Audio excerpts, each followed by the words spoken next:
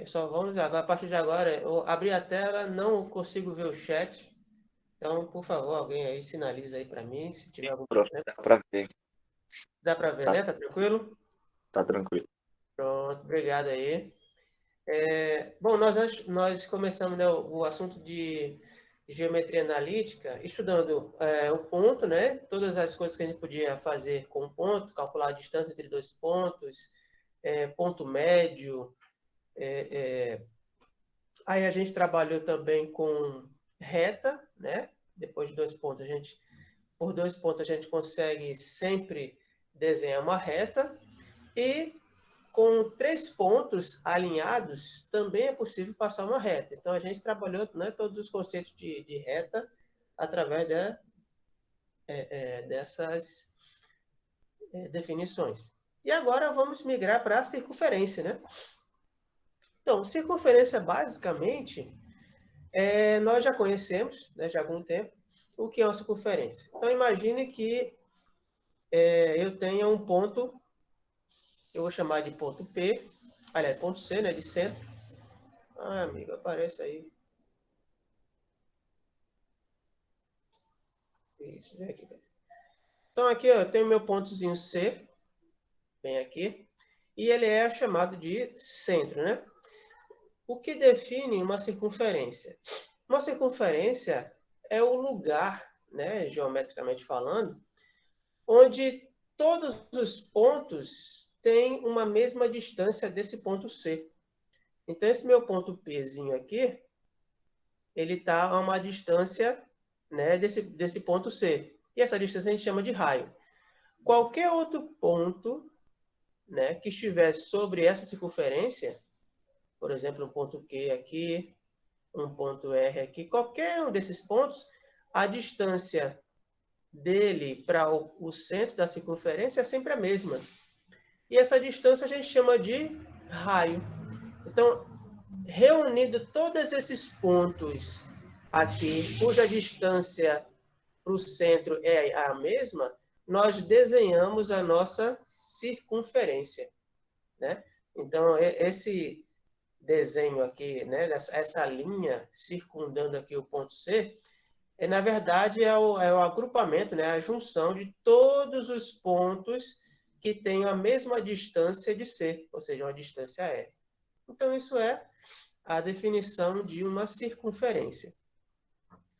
E aí, dado um ponto, né, um ponto genérico P sobre a circunferência qualquer, eu tenho como calcular a distância desse ponto P para o centro, né? Vimos esse cálculo, né, lá quando a gente definiu a distância entre dois pontos. Então, C, o centro, é um ponto. Esse ponto P é um ponto genérico da circunferência. Então, a gente pode sim calcular a distância dele para o centro. Bem simples. Então, faremos isso. Alguma pergunta, gente? Não? Então, veja só. Eu vou pegar esse meu ponto C, ele tem coordenadas, né, x e y. Então, vai ser x de C, vai indicar que é a coordenada do centro da circunferência. É a coordenada x do centro, né? E y de C vai ser a coordenada, né, do centro, o valor de y do ponto C, do centro. Uma circunferência, né, que ele chama de lambda, lambda é só o nome da circunferência que ele deu, tá? Com o centro C de coordenada x de C, y de C, e raio de medida R é o conjunto de todos os pontos P, né, de coordenadas x e y, do plano, que distam R de C. Então, foi a definição que eu fiz para você inicialmente, né? Todos os pontos aqui, nesse lugarzinho geométrico, eles têm a mesma distância do centro. Então, reunindo todo mundo junto, né, aí conseguimos desenhar essa linha aqui, ó, que é a união de todos esses pontos. E é o que está dizendo aqui. Então, a gente tem como calcular essa distância, né, que é o raio. É só calcular pela formulinha a distância do ponto C para o ponto P. Então, esse ponto P aqui é um ponto genérico. O que é um ponto genérico? Ele tem coordenadas x e y, né, genéricas. Então, está aqui as coordenadas x e y do ponto P. Então, é o que eu preciso para calcular usando a formulinha, né? A distância do ponto P ao ponto C vai ser raiz quadrada de... Aí eu pego a coordenada x do ponto P, que é x, menos a coordenada x do ponto C, subtrair isso, eleva ao quadrado, mais y, que é a coordenada do ponto P, menos y de C, que é a coordenada do centro, subtraio isso, eleva ao quadrado, e calculando aqui dentro da raiz e extraindo a raiz quadrada, essa distância para mim é o raio. Então está aqui essa medida do R aqui, que é o raio, eu calculo como sendo o resultado da distância entre o ponto P e o centro da circunferência. Tudo bem até agora? Alguma perguntinha? Sim. Sim? Qual é a pergunta? Não. Sim, tá tudo bem. Tá bom, tá certo. Beleza, pessoal. Então, vamos lá.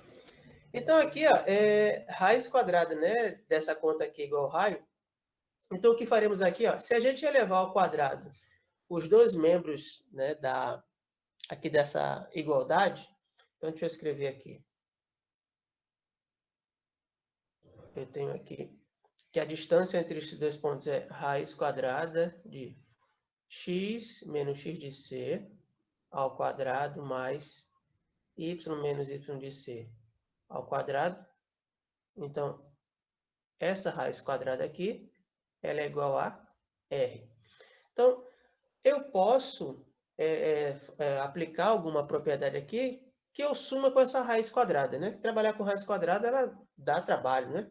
Então, vamos fazer o seguinte, a gente pode elevar os dois membros aqui, ó. Poxa, não escreve, né? Escreve aí, amigo. Oh, Jesus.